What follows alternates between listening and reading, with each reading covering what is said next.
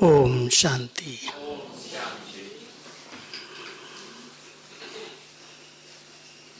हम सबको मीठे बाबा ने यह लौकिक जन्म दिया,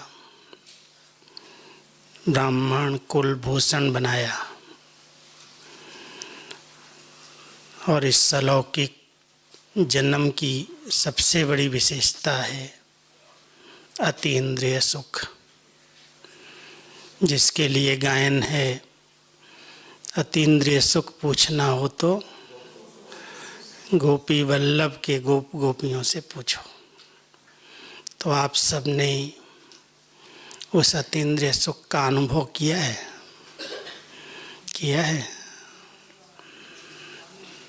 इंद्रिय सुख में तो हम सब कितने समय से लिप्त रहे हैं।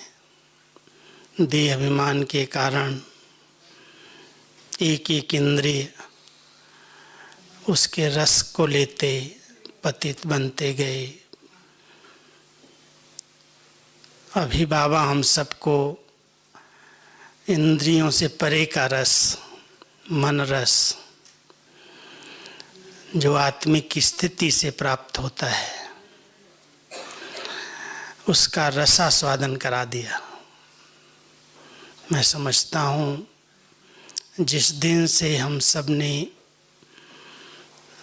संपूर्ण पवित्रता का व्रत लिया, उस दिन अतीन्द्रिय सुख का अनुभव शुरू हो गया। इस बार भी बाबा ने विशेष अपने मिलन में अतीन्द्रिय सुख का आधार है पवित्रता, इस बात पर विशेष जोर दिया। पवित्रता ब्राह्मण जीवन का फाउंडेशन है और जिसने मन वचन कर्म संपूर्ण पवित्रता को धारण किया है, उसका बल और उसका फल। बल क्या है? ऐसा बल प्राप्त हो जाता है जो पूरा कल्प आत्मा, उसकी रॉयल्टी, उसकी पर्सनैलिटी गायन होती है, पूजन होती है। सतयुग और त्रेता के अंदर तो आत्मा संपूर्ण पावन पूज्य स्वरूप में है ही, लेकिन द्वापर युग से भी जो चित्र बने, मूर्तियां बनी, उनकी भी रॉयल्टी आज तक मंदिरों के अंदर देखने को मिलती है। तो बाबा ने हम सबको इस पवित्रता का इतना ऊंचा महत्व बताया और जिस आत्मा ने इसको यथार्थ रीति से समझकर इंद्रियों पर विजय प्राप्त कर ली, वो अतीन्द्रिय सुख के अनुभवी बन गए। इसलिए गोप और गोपी शब्द जो आता है, गोप का अर्थ ही है जिसने इंद्रियों को जीता हुआ है। इसलिए जब हम अपने आत्मिक स्वरूप का अभ्यास करते हैं, हमारे इस मार्ग के अंदर किसी बाबा के बच्चे ने अगर केवल 3 बातों का पुरुषार्थ कर लिया तो उसकी स्थिति बहुत ऊंचे से ऊंची, बहुत रॉयल होती जाती है। पहला मुख्य पुरुषार्थ जो हम सब कर रहे हैं, जो हमारा आदि स्वंत पाठ है, आत्मिक स्थिति का अभ्यास। मैं आत्मा इन कर्मेंद्रियों की मालिक हूँ, स्वराज्य अधिकारी हूँ। आत्मा के 7 निजी गुण, एक एक गुण पर जिसने गहराई से मनन किया, चिंतन किया, उसको अपने स्वरूप में लाया, उसकी 5-6 निशानी आपको बताता हूँ। सबसे पहले कर्म इंद्रियों की चंचलता समाप्त हो जाती है। आत्मा शीतल काया वाली बन जाती है। कर्म इंद्रियां शीतल, शांत, स्वच्छ हो जाती हैं। स्वभाव बड़ा सरल हो जाता है, मिलनसार हो जाता है, व्यवहार बहुत मधुर हो जाता है। जरा भी व्यवहार के अंदर जो आजकल की बहुत बड़ी माया है, अंदर एक बाहर दूसरा, ऐसा व्यवहार आत्मिक स्थिति में रहने वाली आत्मा नहीं करती। बहुत मधुर और शुद्ध व्यवहार हो जाता है। वाणी सम्मानजनक होती है। कोई भी आत्मा का वाणी के द्वारा अपमान नहीं कर सकते। हर आत्मा विशेष आत्मा है। उनकी कमियों पर, कमजोरियों पर ध्यान नहीं जाता। उसकी विशेषताएं जब दिखाई देती हैं तो उसके साथ हमारा व्यवहार बहुत सम्मानजनक, हमारी वाणी बहुत सम्मानजनक होती है और स्थिति जो है वो बहुत निश्चिंत, बेफिक्र, वात्साह वाली होती है। कोई चिंता नहीं, कोई भी प्रकार की फिक्रात नहीं। तो देखना क्या मैंने इस पाठ को यथार्थ रीति से पढ़ा है या सिर्फ सुना है। कई बार कोर्स कर लेते हैं, आत्मा का ज्ञान मिल जाता है, लेकिन बाबा की सभी मुरलियों में मैं समझता हूँ ऐसी कोई भी मुरली नहीं होगी जिसमें बाबा ने आत्मा के बारे में गहराई से न सुनाया हो। आत्मा एक बहुत छोटी ज्योति बिंदु है, जो आज बाबा कह रहे थे, आत्मा इस शरीर को देख सकती है, शरीर आत्मा को नहीं देख सकता है। और जब आत्मा को ही नहीं देख सकता है तो परमात्मा को कैसे देखेगा। भिन्न भिन्न रीति से बाबा ने आत्मा का पाठ हम सब बच्चों को बहुत नए नए ढंग से पढ़ाया है। और हम सिर्फ पढ़े नहीं, लेकिन अगर उसके अनुभव में रहते हैं कि आत्मा देख रही है, सुन रही है, बोल रही है, इन कर्म इंद्रियों से कर्म कर रही है, तो करावनहार की स्मृति, मैं आत्मा करावनहार इन कर्म इंद्रियों से करा रही हूँ। इसका बहुत अच्छा अभ्यास हम सबको चलते फिरते, उठते बैठते करना है, क्योंकि देहभान बहुत पक्का हो गया है। कल बाबा कह रहे थे ना, व्यक्त बाबा की जो रिवाइज मुरली थी, कमल आसनधारी आत्माएं 4 प्रकार के बंधन से मुक्त हो जाती हैं। हम सबको बाबा ने न्यारे प्यारेपन का ये कमल आसन दिया, देह भान समाप्त हो जाए। मेहनत है इसके अंदर, बहुत गहरा पुरुषार्थ चाहिए। चिंतन करते करते एकदम खो जाओ, मैं अलग हूँ, ये शरीर अलग है। कर्म इंद्रियां शीतल हो जाएंगी, उत्तेजनाएं खत्म हो जाएंगी। तो पहला अभ्यास जिसने कर लिया, वो कोई भी कर्म इंद्रिय की रसना के पीछे अपना समय नहीं देगा, शक्तियां नहीं लगाएगा। क्योंकि बहुत सारे रस कलयुग के अंदर तो और भी आत्मा को अपनी तरफ आकर्षित करते हैं।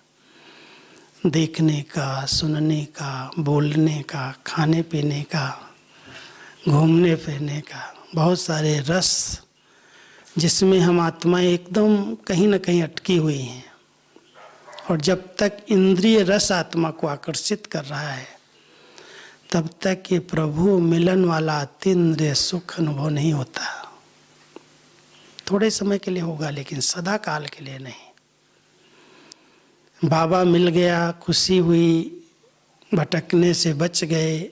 बहुत सारी बातें जब देखते अपने जीवन को कि पास्ट में क्या थे, वर्तमान में क्या बन गए, भविष्य क्या बनने वाले हैं, तो उसके आधार से सुख की अनुभूति होती है। लेकिन जब तक हमने आत्मिक स्थिति का अच्छा अभ्यास नहीं किया तब तक निरंतर अतीन्द्रिय सुख का अनुभव नहीं होता। कई बार बाबा कहते तो बच्चे अंत समय में होगा, निरंतर हो जाए, पुरुषार्थ करते चलो, हो जाएगा, दिल से कष्ट नहीं होना। तो दूसरा अनुभव है अतीन्द्रिय सुख का। कोई भी साधनों से, कोई भी वस्तुओं से, कोई की नाम मान शान से जो सुख प्राप्त होता है आत्मा को, वो अल्पकाल के लिए, आज है कल नहीं मिलेगा। अतीन्द्रिय सुख अगर किसी ने अनुभव किया और बाबा के स्नेह से, उसके प्यार में खो जाता है, तो वो सुख जिसको मिल गया वो कोई भी इंद्रिय सुख कोई भी दे या न दे उसके आकर्षण में आकर्षित नहीं होता। और तीसरी एक स्टेज है, हम सब ब्राह्मणों को अनुभव करनी है, डबल लाइट स्टेज, बहुत हल्की। संगम युग पर बाबा ने हम सब की जवाबदारियों का बोझ ले लिया। बच्चे दे दो मुझे, मैं आया हूँ। फिर भी बाबा के बच्चे बनने के बाद कई आत्माएं ये बोझ अपने सिर पर लेके चलती हैं। दिया सभी ने, बाबा को दे दिया सबने बोझ। किसी भी प्रकार की चिंता नहीं, गम नहीं, बाबा आप बैठे हैं। चित्र है ना हमारा, बाबा कहता है मैं बैठा हूँ, आप चिंता मत करो। तो जिसने अंदर से सब चिंताएं, सब फिक्रातें, सब बोझ बाबा को अर्पित कर दिए, सबसे बड़ा बोझ तो अपने संस्कारों का ही है, उस बोझ को भी दे दें, बाबा आप इसको ठीक कर दो। लेकिन बहुत सच्चे दिल का सौदा है। सच्चाई पर बाबा फिदा होता है। अंदर एक बाहर दूसरा हो, कहें कुछ करें कुछ, तो बाबा भी सुनता नहीं है। इसलिए अगर सच्चे दिल से हम बाबा कह करके बाबा को अर्पित कर देते हैं, कोई बोझ नहीं, कोई टेंशन नहीं किसी भी प्रकार का। जवाबदार बाबा है, उसने हमें जवाबदारियां दी हैं। आज बाबा के ऊपर कितनी जवाबदारियां थी, दादियों के ऊपर कोई कम जवाबदारियां रही, लेकिन बोझ अनुभव नहीं किया। जितनी जवाबदारियां बड़ी थी उतना हल्कापन था। क्यों हल्कापन था? क्योंकि जो हम सेवाएं करते, जवाबदारी उठाते हैं, उससे बहुतों की निमित्त आत्माओं की दुआएं मिलती हैं। इसलिए जवाबदारियां छोड़ करके हम कहें हम तो हल्के हैं, बाबा उसमें खुश नहीं होगा। सब जवाबदारियां संभालते हुए करन करावन हार बाबा करा रहा है। डबल लाइट बन करके रहो, हल्के बन करके रहो, सबकी दुआएं मिलती जाएंगी और आपको वो आंतरिक सुख जो है, जो अंदर का सुख है, उसका अनुभव होगा। कभी कभी ऐसे होता ना, जैसे बाबा कहते हैं अंदर से रोमांच खड़े हो जाएं। साकार में तो बाबा जब कभी श्री कृष्ण के चित्र को भी देखते थे ना, अब हिस्ट्री हॉल में जाएंगे, वहाँ है ट्रांसलाइट, ऐसे बाबा मुरली चलाते चलाते नज़र डाल देते थे और ऐसे खग्गियाँ मारने लगते थे खुशी में। अरे कल मैं ये बनूंगा, कल ये बनूंगा।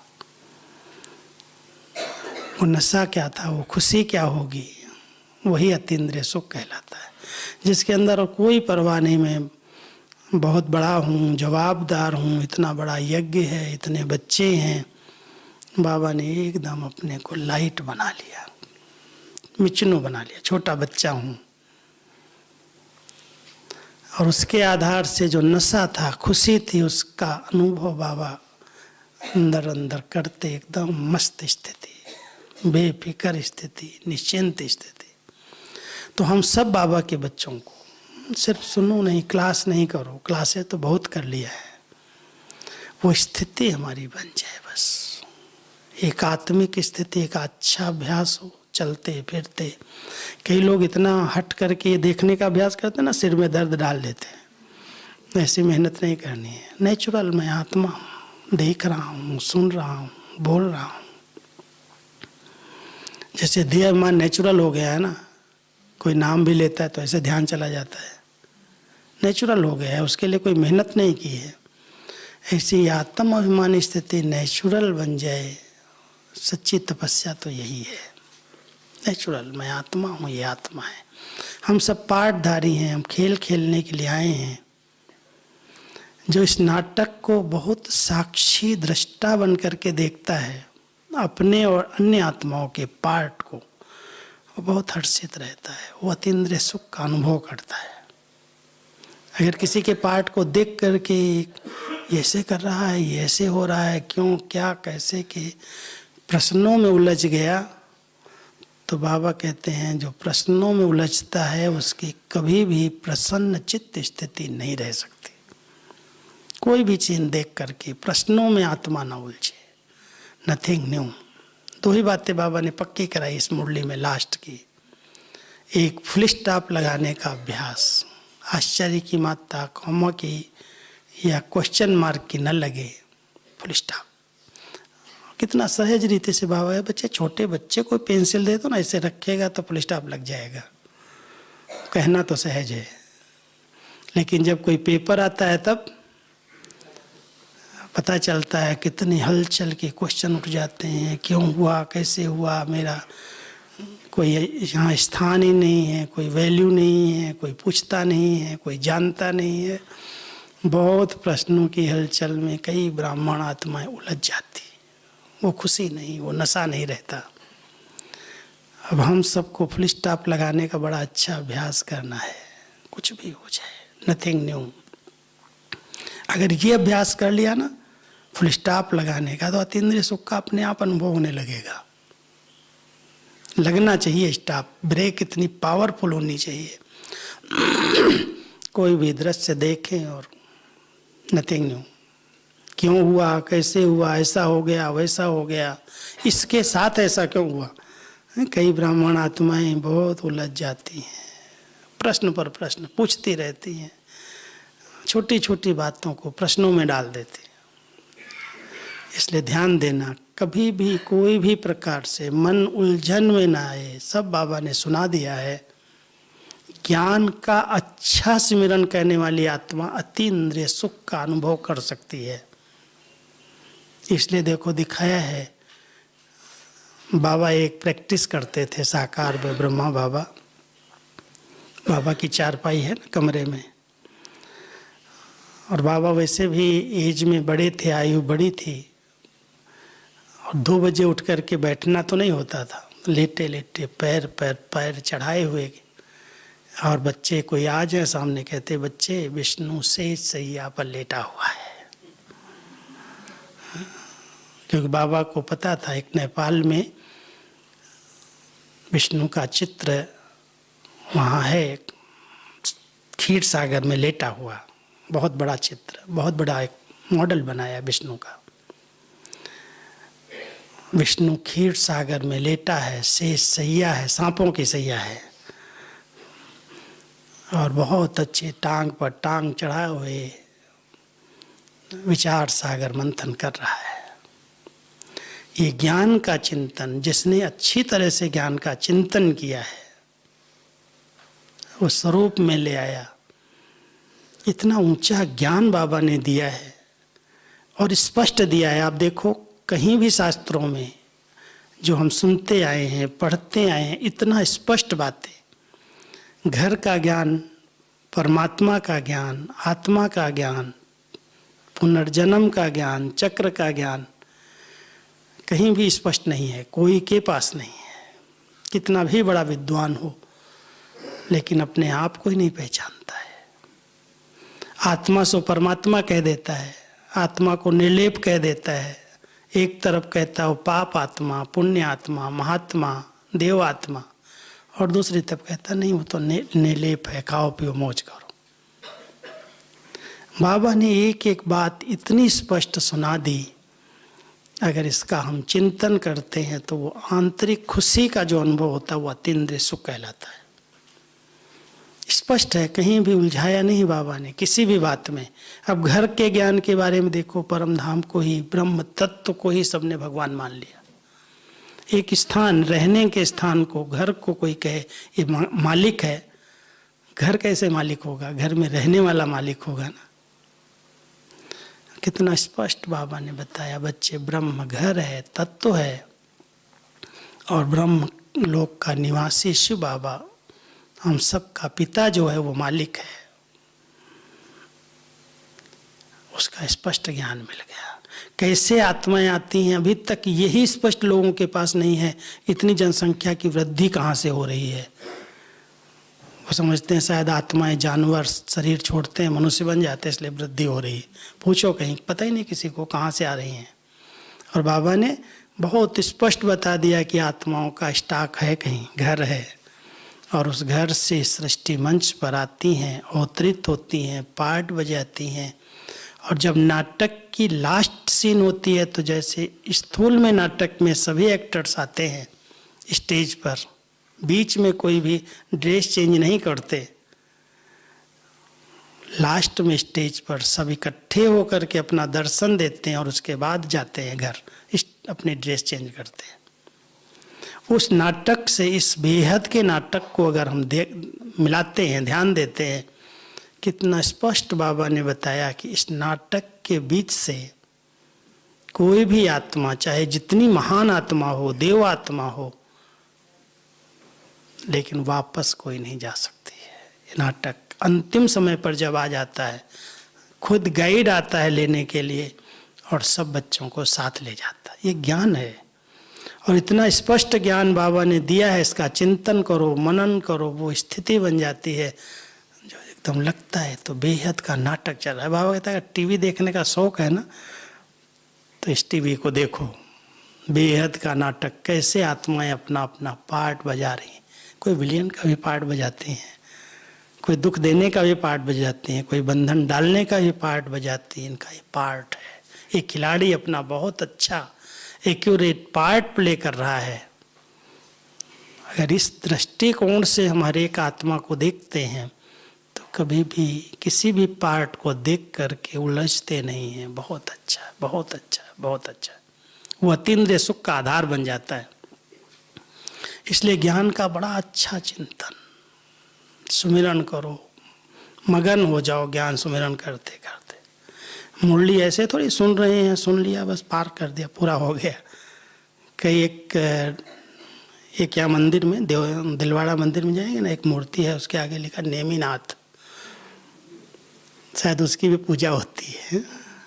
नेमीनाथ है, नियम पालन करता है, आता है, मुरली सुन लेता है, योग कर लेता है, लेकिन उसका जो अनुभव है वो उसके जीवन में आ जाए। नियम पालन करना तो सब कर लेते हैं, लेकिन नियम हमारे जीवन में वो दिखाई देने लगे कि सचमुच इसने योग किया है। योग किया है तो उसके संस्कार चेंज होने चाहिए ना। आपने 15 साल, 20 साल, 30 साल भट्टियाँ की है, योग किया है, और फिर भी वही संस्कार चलते रहे। दुख देने, दुख लेने वाले, अशांत होने, अशांत करने वाले, चिंता, फिकर, गम ले करके चलने वाले। क्या है? बहुत लाइट, बहुत हल्के बन जाओ। बाबा जैसा बनाना चाहता है अपने समान, ऐसा हम सब बने। तो ज्ञान का अच्छा सुमिरन करो, चिंतन करो, और हर कर्म जो विधि पूर्वक करता है उसको अतीन्द्रिय सुख की सिद्धि प्राप्त होती है। विधि पूर्वक कर्म होना चाहिए। विधि क्या है? विधि क्या है?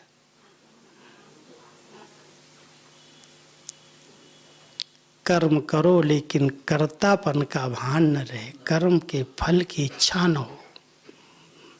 ये गीता के भगवान के वर्षंस है। निष्काम कर्म वैसे होता नहीं है, लेकिन तुम फल की इच्छा रख करके कर्म नहीं करो,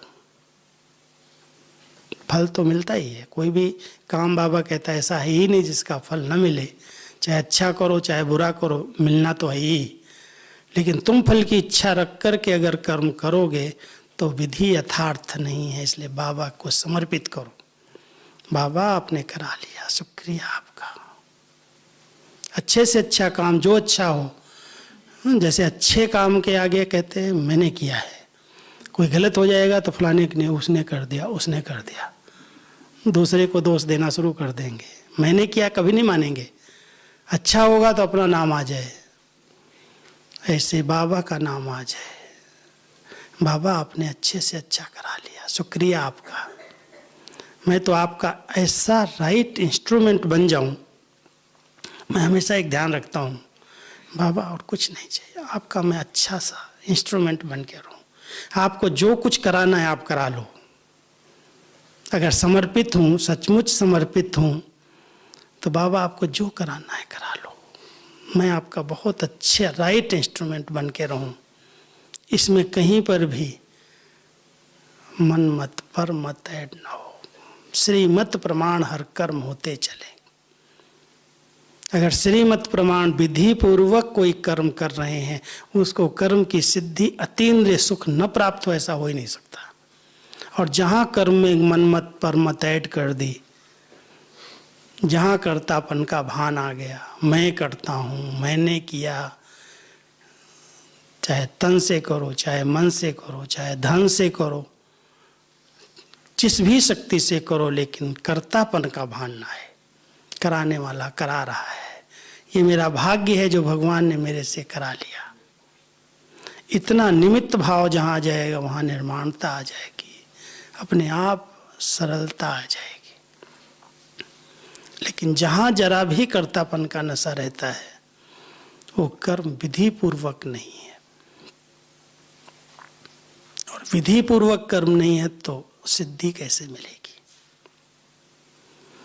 इसलिए निस्वार्थ सेवा का जो सुख है वो अपने आप में नंबर 1 है।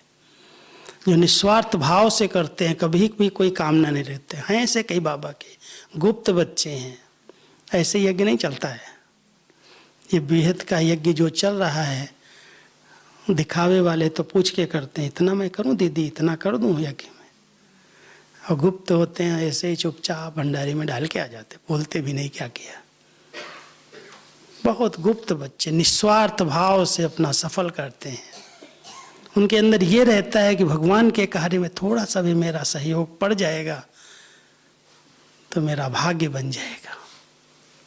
उसकी जो सूक्ष्म दुआएं हैं, बाबा तो देखता है ना, जानता है इस बच्चे के अंदर बहुत सच्चाई है। कहीं इसको नाम मान शान की कोई इच्छा नहीं है, निस्वार्थ भाव से ये सेवा करता है। तो निस्वार्थ भाव से की हुई सेवा से परमात्मा प्रसन्न हो जाए, भगवान खुश हो जाए, तो उसको खुशी नहीं होगी, अंदर से आत्मा प्रफुल्लित होगी, उछलती रहेगी। वो अतीन्द्रिय सुख है। इस पर विचार करके देखना, किन आत्माओं को सुख की अनुभूति होती? क्या दिखावा करने वालों को होगी? मैंने इतना किया, इसने इतना किया। फिर कई कहते हैं पूछ पूछ के, तुमने कितना किया, तुम क्या करते हो? बाबा कहता है नहीं, गुप्त योगी बनो, गुप्त दानी। ब्रह्मा बाबा जैसा गुप्त पुरुषार्थ तो कोई ने भी नहीं किया। आज नंबर 1 ऐसे ही बन गया क्या? कहता मैं कुछ नहीं करता हूं, लेकिन नर ऐसी करनी करे जो नारायण बने। और श्री नारायण की पदवी प्राप्त कर लेना। श्री लक्ष्मी को भी धन दाना देने वाला धनदाता कौन है? धन देवी तो वो बनी, लेकिन लाती कहाँ से है? श्री नारायण से लेके देगी ना, मालिक तो वो है ना। अब श्री नारायण की पदवी ब्रह्मा बाबा को मिल गई, कितना गुप्त कर्म किया होगा। गुप्त कर्म करके कहीं नहीं कहा कि मैं करता हूं, नहीं, शिव बाबा करा रहा, सब कुछ वही कर रहा है। बच्चे तो कुछ नहीं करता, इससे कुछ नहीं मिलेगा। इतनी निर्माणता, इतनी निरहंकारिता बाबा के जीवन से दिखाई दी, स्पष्ट था। कोई चीज स्वीकार नहीं की, कोई नाम मान स्वीकार नहीं किया।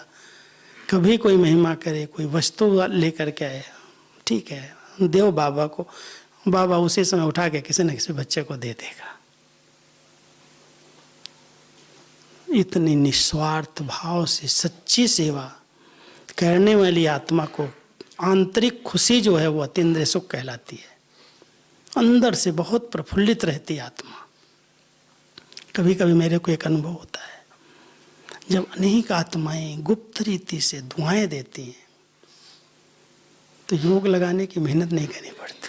हम बैठ जाते हैं, जैसे ऐसे लगता है सब कुछ प्राप्त हो रहा, अंदर अंदर खुश हैं, एकदम चेहरा भी खुश है, आंतरिक कुछ ऐसी खुशी की फीलिंग आती है जो एकदम पता नहीं चलता है क्यों सुख, क्या है, क्या मिला मुझे, लेकिन वो गुप्त खुशी अंदर से एकदम अंदर ही अंदर ऐसे महसूस होता है जैसे बहुत कुछ प्राप्ति हो गई। उसमें योग बड़ा सहज लग जाता है। किसी के लिए योग लगाने के लिए कमेंट्री की जरूरत है क्या? कोई कमेंट्री दे, कोई खड़ा करे, कोई ऐसे करे वैसे करे, क्या है योग? क्या है? बाबा के प्यार में समाना, लव में लीन हो जाना। बाबा आपने इतना दिया, ऐसी श्रेष्ठ जीवन बनाई, कहाँ थे कहाँ से कहाँ लेकर के पवित्र योगी एकदम ऐसी श्रेष्ठ जीवन बना दी। तो अंदर से जो बाबा के प्रति प्यार निकलता है, शुक्रिया निकलती है दिल में। कई बार बाबा कहता है नयन गीले हो जाते हैं, वो सच्ची याद अतीन्द्रिय सुख का अनुभव कराती है। सच्ची याद, प्रभु मिलन की जो प्राप्तियां हैं, जो उसका नशा है। शायद आप लोगों ने पुराने कोई बैठे हैं, दीदी को देखा होगा, दीदी मनमोहिनी को देखा है ना, कोई कोई ने देखा है। अरे बाबा कहती थी और एकदम गुम हो जाती थी, ट्रांस में नहीं जाती थी, ऐसे लगता था बस बाबा बाबा बाबा, अनाहद नाद अंदर का। मैं तो दीदी को देख करके कहता था अतीन्द्रिय सुख पूछना हो तो ये देखो, ये गोपी, नाम भी उनका लौकिक में गोपी था। एकदम मगन, कोई परवाह नहीं, किसी देहधारी से कोई लगाव झुकाव नहीं, कौन क्या कर रहा है कभी किसी से नहीं पूछा। अरे भगवान का कर है, भगवान का यज्ञ है, जो करेगा अपना भाग्य बनाएगा, मैं किसी को क्यों कहूँ। जितनी नैन गीले प्यार में डूबी हुई वो आत्मा बैठ जाती थी योग कराने के लिए। रोज अमृत वेला कराती थी यहाँ, 2 क्लास उनके निश्चित होते थे और कभी हम लोग अब्सेंट नहीं हो सकते थे। अब्सेंट हो गए तो हाजिरी हो लगती थी, फिर पेशी होती थी। एक अमृत वेले 4 बजे पहले आकर के गद्दी पर बैठ जाते और एकदम ऐसे एकदम शक्तिशाली योग तपस्या बाबा की याद में मगन। और रात्रि क्लास के अंदर हम लोग बहुत कभी कभी नहीं जाते थे, कहते हैं स्टूडेंट लाइफ है, चलो चलो अभी सारे दिन में क्या क्या किया है उसका सब पोता मेल लेंगे सबसे।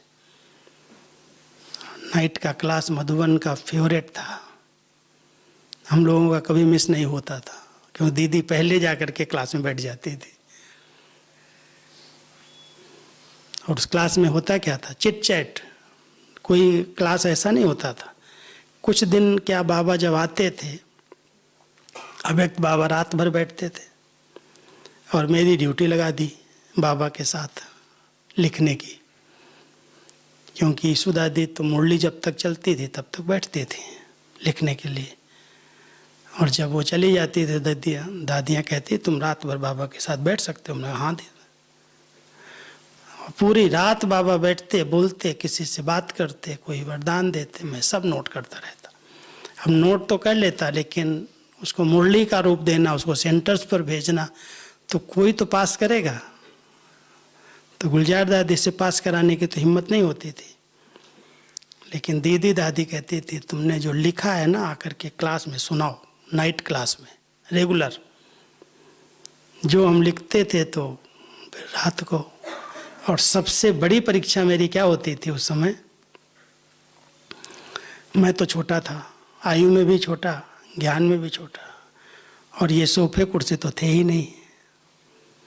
और दीदी और दादी अगर स्टूडेंट बन के इधर बैठ जाएं और मैं गद्दी पर बैठूं, क्या लगेगा मेरा हाल।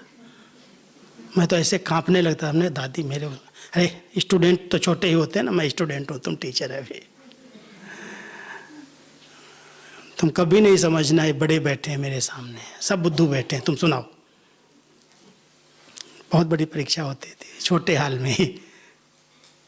ऐसे दीदी दादी और सब बड़े बैठ जाते थे आकर के, और मेरे को कहते जो तुमने रात भर लिखा है सब पढ़ के सुनाओ। वो दिन ये इनकी नम्रता, निर्माणता, कभी भी उनको ये नहीं आया मैं बड़ी हूँ, मैं हेड हूँ संस्था की, ये तो कल के आए हुए लड़के हैं, क्या सुनाएंगे।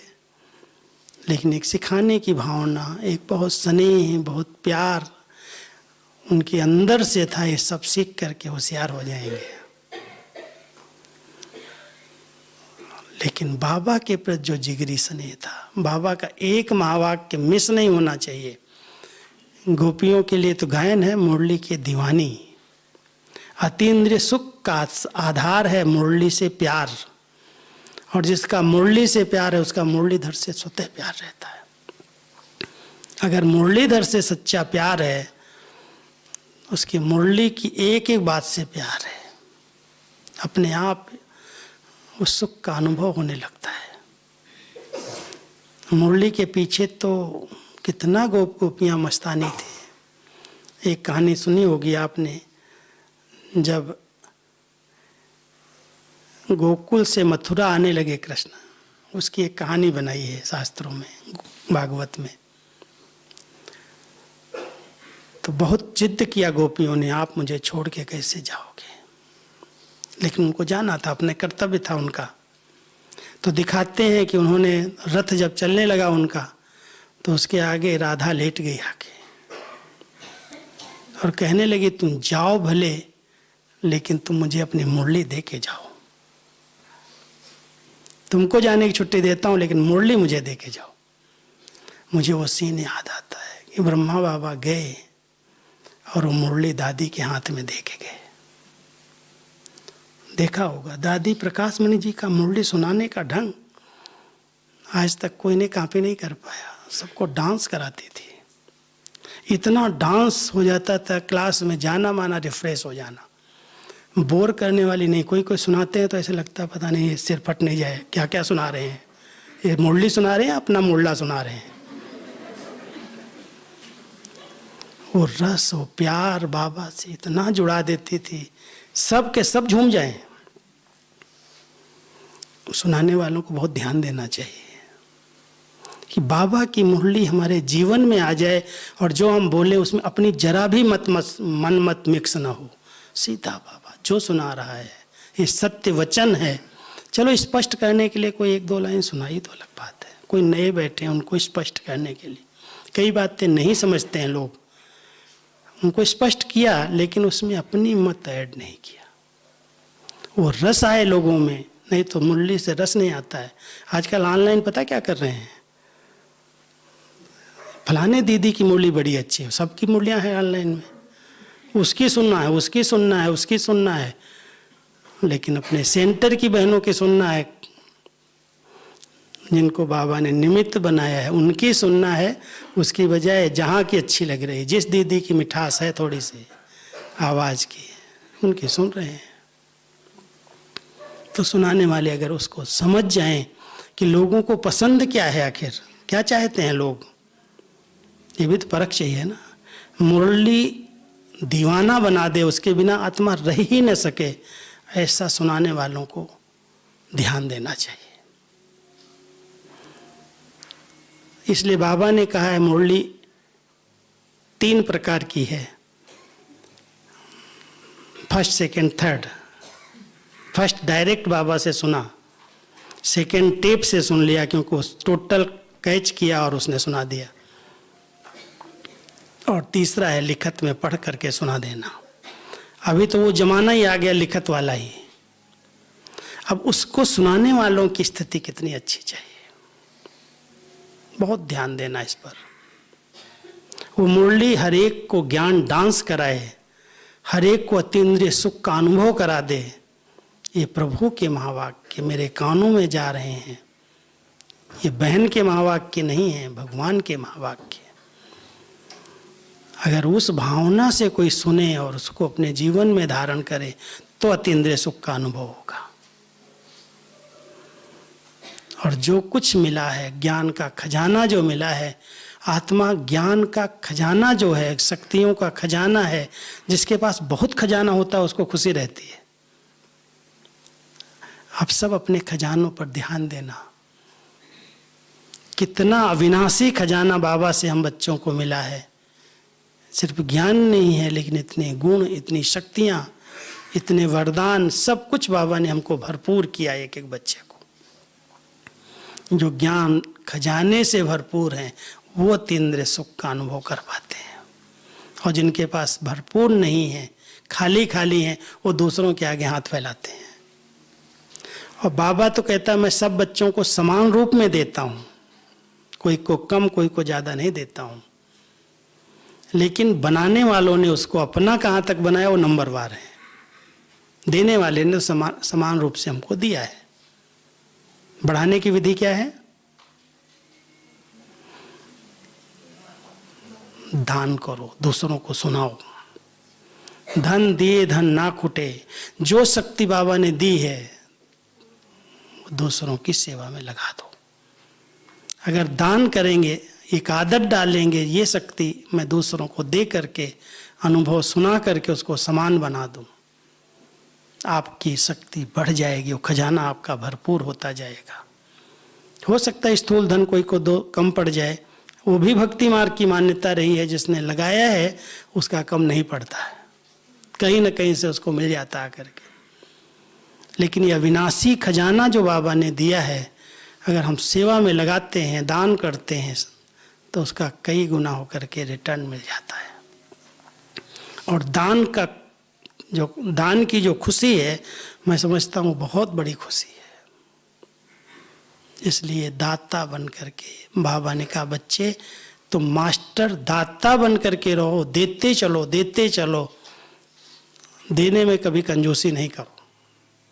आपका भरपूर भी हो जाएगा, और आपको जो देने की आंतरिक खुशी होगी वो अतीन्द्रिय सुख कहलाएगी। तो हम सब इस अतीन्द्रिय सुख क्या होता है, उसकी गहराई क्या है और कैसे प्राप्त कर सकते हैं, इसका अनुभव करना है। अगर कभी गुम हो रहा है, कारण क्या है, क्यों गुम हो रहा है? कुछ न कुछ संस्कारों की, जो पुराने हिसाब किताब संस्कार हैं, जो बार बार आत्मा को अपने बंधन में ले आते, इमर्ज हो जाते हैं, वो बंधन आत्मा को दुखी करता है, सुखी नहीं करता। इसलिए अतीन्द्रिय सुख की अनुभूति के लिए आत्मा बहुत स्वतंत्र चाहिए, बंधन मुक्त चाहिए। स्वतंत्रता आत्मा को खुशी का अनुभव कराती है, और परतंत्रता दुख का अनुभव कराती है। आप सब चेक करना, सचमुच मैं स्वतंत्र उड़ता पंछी हूँ, किसी भी प्रकार का बंधन तो नहीं है। सबसे बड़ा बंधन तो मन का ही बंधन है। कई आत्माएं कई प्रकार के बंधनों को काट सकती हैं, लेकिन कैसे करूं, क्या करूं, ये बंधन है, ये रुकावट है। बाबा कहता है बच्चे,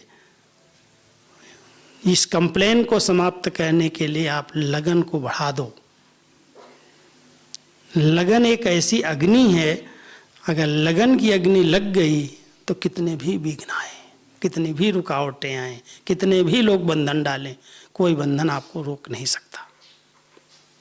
लेकिन लगन की कमी अनेक बंधनों को क्रिएट करती है, जन्म देती है। आप सब इस बात को गहराई से देखना। अगर कोई भी प्रकार का बंधन है, कोई का तन का है, कोई का मन का है, कोई का धन का है, कोई का संबंधों का है, कोई का अपने संस्कारों का है, क्या उस बंधन से मैं आत्मा मुक्त हूँ? कोई भी बंधन मुझे अपनी तरफ खींचता तो नहीं है। जितना आत्मा बंधन मुक्त स्वतंत्र है, उतना वो अतीन्द्रिय सुख का अनुभव करती है।